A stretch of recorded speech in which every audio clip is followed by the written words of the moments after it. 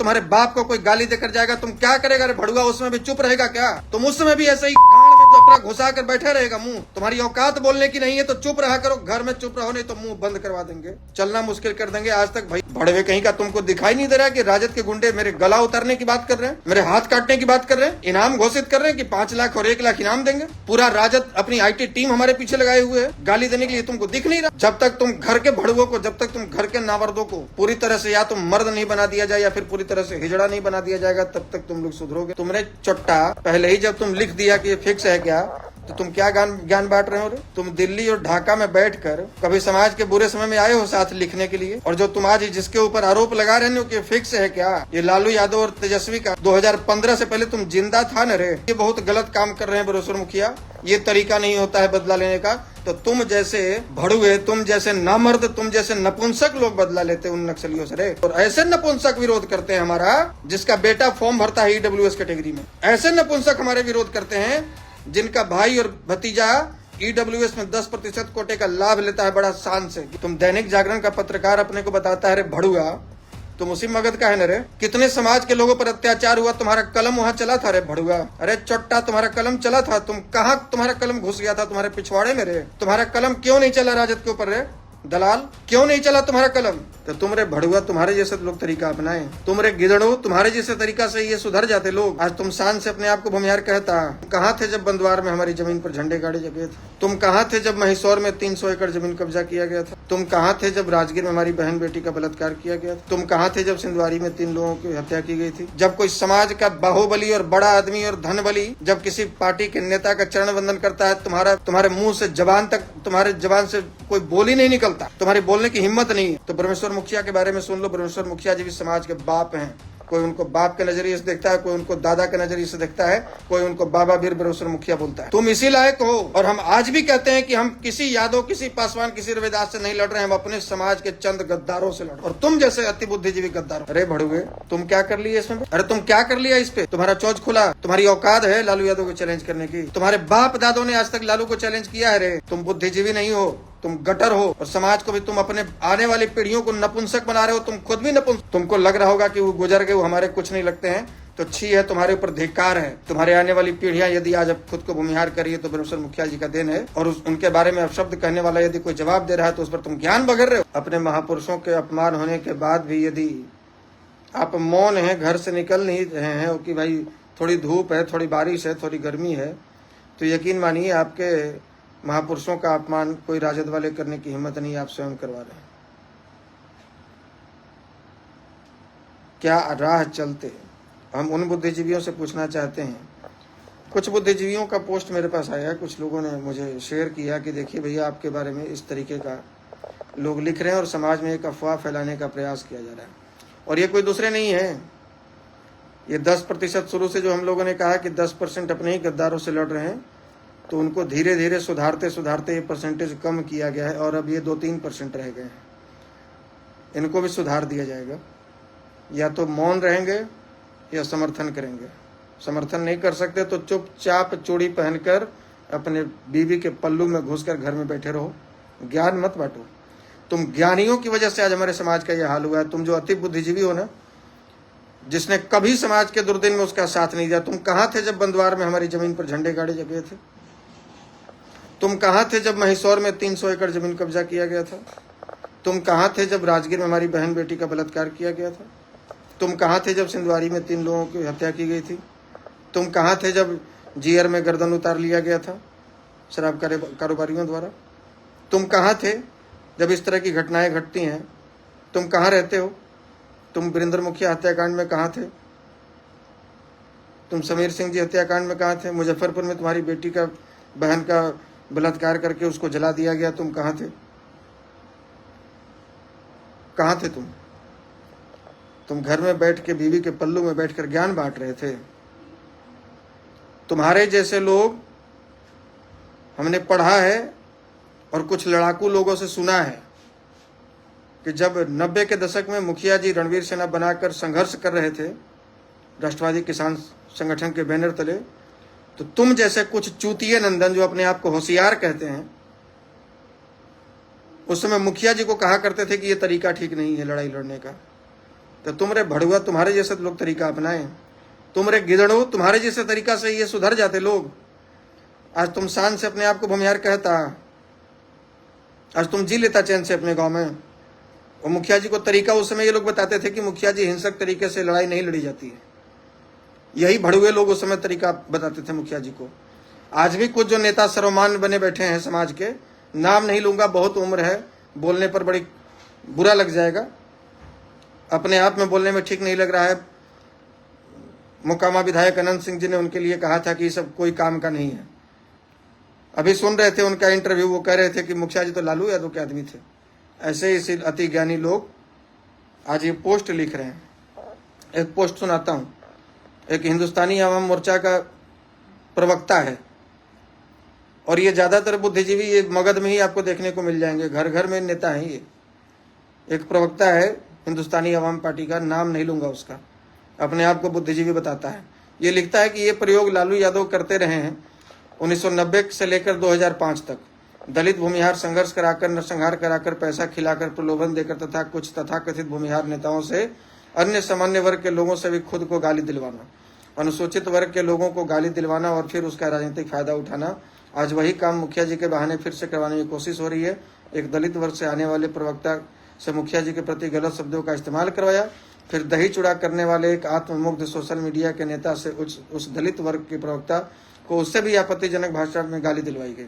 Social media पर उसके सहारे अब तूफान खड़ा करवाया जा रहा है। दोनों को राजद को फायदा पहुंचाना है। युवा वर्ग सतर्क रहने की जरूरत है। अरे भड़ुए, तुम क्या कर लिए इसमें? अरे तुम क्या कर लिया इस पे? तुम्हारा चोंच खुला? तुम्हारी औकात है लालू यादव को चैलेंज करने की? तुम्हारे बाप दादों ने आज तक लालू को चैलेंज किया है रे। तुम पार्टी की चमचागिरी में समाज को ऐसे बेचेगा। तुम्हारे बाप को कोई गाली देकर जाएगा, तुम क्या करेगा रे भड़ुआ? उसमें भी चुप रहेगा क्या? तुम उस समय भी ऐसे ही गांड में तो अपना घुसा कर बैठे रहेगा मुंह। तुम्हारी औकात बोलने की नहीं है तो चुप रहा करो, घर में चुप रहो, नहीं तो मुंह बंद करवा देंगे, चलना मुश्किल कर देंगे। आज तक भैया चाचा शब्द से तुम लोग को समझा रहे थे, तुम ऐसे नहीं समझोगे, मुंह बंद करवा देंगे। और समाज के युवाओं से अपील करते हैं कि ऐसे लोगों को जिस भाषा में ये समझना चाहे गद्दार, ये जिस भाषा में ये विभीषण, तुम्हारे जैसे विभीषणों की वजह से ही रावण मरा, और तुम्हारे जैसे मंथरा की वजह से ये रामायण हुआ, और तुम्हारे जैसे ये शकुनी की वजह से ये महाभारत हुआ है। तुम घर में उसी प्रकार से मंथरा, शकुनी और विभीषण की तरह तुम लोग हो।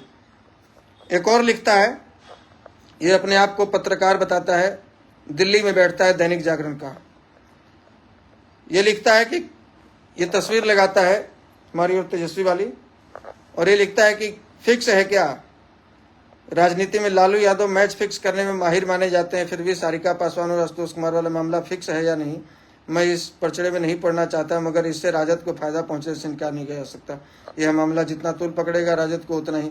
तुमने चट्टा पहले ही जब तुम लिख दिया कि ये फिक्स है क्या, तो तुम क्या ज्ञान बांट रहे हो रे? तुम दिल्ली और ढाका में बैठकर कभी समाज के बुरे समय में आए हो साथ लिखने के लिए? तुम दैनिक जागरण का पत्रकार अपने को बताता है रे भड़ुआ, तुम उसी मगध का है न रे? कितने समाज के लोगों पर अत्याचार हुआ, तुम्हारा कलम वहां चला था रे भड़ुआ। अरे चट्टा, तुम्हारा कलम चला था, तुम कहां तुम्हारा कलम घुस गया था? तुम्हारे पिछवाड़े में रे। तुम्हारा कलम क्यों नहीं चला राजद के ऊपर रे दलाल? क्यों नहीं चला तुम्हारा कलम? इतने लोग रोज मारे जा रहे हैं, तुम्हारे समाज की जमीनें कब्जा की जा रही हैं, तुम्हारे महापुरुषों को अपमानित किया जा रहा है, बहन बेटियों का बलात्कार किया जा रहा है, तुम्हारा कलम कहां घुस जाता है भड़ुआ? कहां चला जाता है तुम्हारा?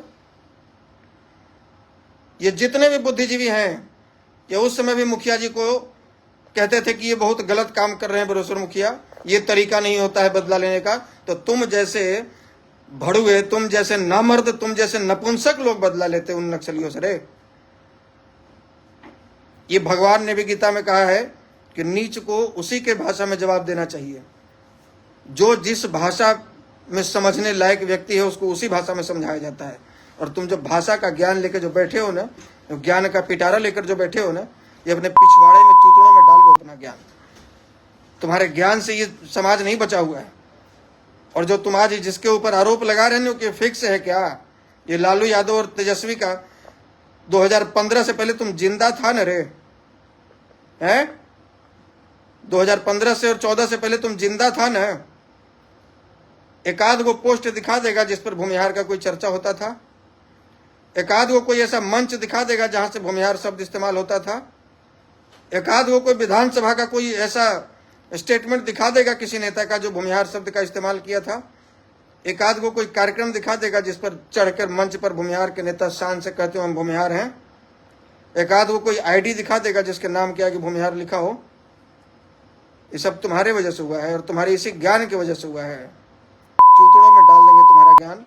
ये अपना ज्ञान बखारना बंद करो। और हम आज तक किसी भी बुद्धिजीवी अति बुद्धिजीवी समाज के व्यक्ति के लिए इन शब्दों का इस्तेमाल नहीं किया, लेकिन तुम भड़वे इसी लायक हो, तुम इसी लायक हो।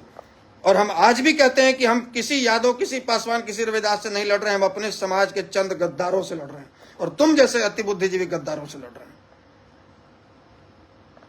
जब तक तुम घर के भड़ुओं को, जब तक तुम घर के नामर्दों को पूरी तरह से या तो मर्द नहीं बना दिया जाए या फिर पूरी तरह से हिजड़ा नहीं बना दिया जाएगा, तब तक तुम लोग सुधरोगे नहीं और तब तक ये स्थितियां नहीं सुधरेंगी। अरे चोट्टा, हमको सब पता है, जब कोई समाज का बाहुबली और बड़ा आदमी और धनबली जब किसी पार्टी के नेता का चरण वंदन करता है, तुम्हारे मुंह से जबान तक, तुम्हारे जबान से कोई बोली नहीं निकलता, तुम्हारी बोलने की हिम्मत नहीं है। लेकिन एक साधारण परिवार का लड़का आशुतोष यदि आगे बढ़ रहा है तो तुमको जलन होती है, तुमको ये ईर्ष्या होती है कि ये साधारण समाज का लड़का ये इतना पॉपुलैरिटी कैसे पा गया, इतना आगे कैसे बढ़ गया। तो कर्म करो, कर्म करो। ये समाज है। हमने किसी को ये नहीं कहा कि तुम मेरी जयकारा लगाओ, हमने कभी किसी को नहीं कहा कि तुम मेरे साथ सेल्फी लो, हमने किसी को नहीं कहा कि तुम मुझे माला पहनाओ। ये समाज के लोग जो काम करता है उसको इनाम देते हैं, जो काम करता है उसको इनाम देते हैं। वोट के समय की बात है तो वोट, समाज हमारा एक भी वोट बर्बाद नहीं करता। यदि उसको लग जाता कि हमारा ये प्रत्याशी जीतने वाला है तो उसको जितवाएगा, और नहीं तो राजद के विरोध में खड़ा होकर दूसरी पार्टी, सामने वाली पार्टी को जितवाता है। ये वोट की अलग बात है, लेकिन जो सम्मान हमको मिल गया ना, ये जो तुम लोग कहते हो 2-4 लोग कि वोट कितना मिला था, तो तुम जिसको वोट दिए हो तुलना करवा लो कि उसको सम्मान कितना मिला है मेरे सामने। पूरे बिहार में घूमकर कितना सम्मान अगले ने पाया है, या तुम जिसको नेता मानते हो उसने कितना पाया और हमने कितना पाया है। पूरे भारत में घूम के इसकी तुलना कर लो, हवा निकल जाएगी तुम्हारे पिछवाड़े से, हवा निकल जाएगी। अपने लोगों के बारे में इस तरह के शब्द बोलते हुए मुझे पीड़ा हो रही है, लेकिन तुम इसी के लायक हो। तुम बुद्धिजीवी नहीं हो, तुम गटर हो। और समाज को भी तुम अपने आने वाली पीढ़ियों को नपुंसक बना रहे हो, तुम खुद भी नपुंसक हो और आने वाली पीढ़ियों को नपुंसक बनने पर मजबूर कर रहे हो और उनको प्रेरित कर रहे हो कि तुम्हारी बहन बेटियों को कोई छेड़ो तुम चुप रहो। तुम्हारे पूर्वजों को, तुम्हारे बाप दादो, अरे जैसे ब्रह्मेश्वर मुखिया तुम्हारे जैसे कोई बाप दादे को कोई गाली देकर चला जाए और तुम ज्ञान बखेरेगा घर में बैठकर कि उसको जवाब देगा, और जो जिस भाषा में गाली देगा, जिस भाषा में प्रतिकार करेगा, उसी भाषा में तुम उसका जवाब देगा। तो ब्रह्मेश्वर मुखिया के बारे में सुन लो। ब्रह्मेश्वर मुखिया जी भी समाज के बाप हैं। कोई उनको बाप के नजरिए से देखता है, कोई उनको दादा के नजरिए से देखता है, कोई उनको बाबा वीर ब्रह्मेश्वर मुखिया बोलता है। तुमको लग रहा होगा कि वो गुजर गए, वो हमारे कुछ नहीं लगते हैं, तो छी है, तुम्हारे ऊपर धिक्कार है। तुम्हारे आने वाली पीढ़ियां यदि आज अब खुद को भूमिहार करिए तो ब्रह्मेश्वर मुखिया जी का देन है। और उनके बारे में अपशब्द कहने वाला यदि कोई जवाब दे रहा है तो उस पर तुम ज्ञान बघेर रहे हो। समाज के लोग ये चाह गए तो तुम्हारा घर से निकलना मुश्किल होगा। और जिस पार्टी की चाटुकारिता और जिस नेता की चाटुकारिता में तुम ये ज्ञान बघेर रहे हो, उन नेता तुम्हारा राह चलने के लिए पहरेदारी करने नहीं आएगा। वो टिकटों देने से लात मार के पिछवाड़े भगा देगा कि तुम्हारा समाज के लोग तुम्हारे साथ नहीं खड़ा है। क्योंकि तुम्हारे समाज के महापुरुष पर जब अपमानित किया जा रहा था और कोई जवाब दे रहा था तो तुम उसका टांग खींच रहे थे, तुम उस समय उसी की गलती बता रहे थे। आने वाले समय में जिस नेता की चाटुकारिता, जिस पार्टी की चाटुकारिता में तुम इन शब्दों का इस्तेमाल कर रहे हो और किसी पर आरोप लगा रहे हो, भड़वे कहीं का, तुमको दिखाई नहीं दे रहा कि राजद के गुंडे मेरे गला उतारने की बात कर रहे हैं, मेरे हाथ काटने की बात कर रहे हैं, इनाम घोषित कर रहे हैं कि 5 लाख और 1 लाख इनाम देंगे। पूरा राजद अपनी आईटी टीम हमारे पीछे लगाए हुए है गाली देने के लिए। तुमको दिख नहीं रहा? समर्थन नहीं कर सकते हो नपुंसकों, तुम मौन रहो। पार्टी की चाटुकारिता में और ऐसे नपुंसक विरोध करते हैं हमारा, जिसका बेटा फॉर्म भरता है ईडब्ल्यूएस कैटेगरी में। ऐसे नपुंसक हमारे विरोध करते हैं जिनका भाई और भतीजा ईडब्ल्यूएस में 10% कोटे का लाभ लेता है बड़ा शान से कि हम तो ईडब्ल्यूएस कैटेगरी में आते हैं। तुमको पता है कि ईडब्ल्यूएस कैसे मिला है? तुमको पता है उसके लिए कितना संघर्ष हुआ है? तुमको पता है उसके लिए कितने लोगों ने मुकदमा झेला है, कितने लोगों ने लाठियां खाई हैं? और तुम पार्टी की चाटुकारिता कर रहे हो, करो, कोई मना नहीं करता, लेकिन अपने स्वाभिमान को बेच मत दो, अपने स्वाभिमान को पार्टी और नेता के तलवे के नीचे गिरवी मत रख दो, ताकि आने वाली पीढ़ियां तुम्हारा नाम लेने में सर्व महसूस करे कि ये चोट्टा कभी हमारे खानदान का हुआ करता था, ये कभी हमारा पूर्वज हुआ करता था। इससे ज्यादा मैं तुम्हारे लिए नहीं बोल सकता। और ये मात्र 2-4 लोग हैं। 98% जिन लोगों का हमसे मतभेद रहा है, मनभेद नहीं, मतभेद रहा है, मत भिन्नता होती है, बहुत सारे ऐसे लोग हैं, ऐसे साथी हैं जिनकी हमसे मत भिन्नता रही है। अलग अलग लोग हैं, अलग अलग चीजों पर मत भिन्नता रही है, लेकिन इस मुद्दे पर वो लोग भी आज साथ खड़े हैं। कोई लाइव के माध्यम से, कोई प्रोटेस्ट के माध्यम से, कोई पोस्ट के माध्यम से, कोई फोन कर रहा है, कोई कुछ कर रहा है। बहुत सारे ऐसे साथी हैं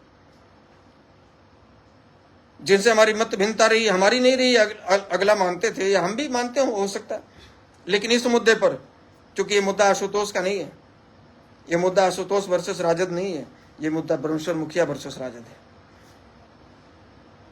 राजद आपकी औकात बतवा रहा है उस विक्षिप्त महिला को आगे करके, आपको भी औकात अपनी बतानी होगी, आपको भी उसकी औकात बतानी होगी और अपनी औकात दिखानी होगी। इसलिए फिर से विनती कर रहे हैं, इन शब्दों का इस्तेमाल और इससे भी कड़े शब्दों का इस्तेमाल दोबारा करने पर मुझे मजबूर न करें। जो बुद्धिजीवी हैं, इज्जत दे रहे हैं, इज्जत पाइए। आप इज्जत देने के लायक तो नहीं हैं, लेकिन फिर भी दे रहे हैं क्योंकि समाज से हैं, तो इज्जत लेना सीखिए, नहीं तो और बढ़िया तरीके से बेइज्जती किया जाएगा। और तब तक किया जाएगा जब तक तुम अपना मुंह नहीं बंद कर लोगे। दम है, फील्ड में उतरो, सड़क पे उतरो, प्रतिकार करो। नहीं दम है तो बीवी के पल्लू में बैठो, चूड़ी बिंदी पहनकर।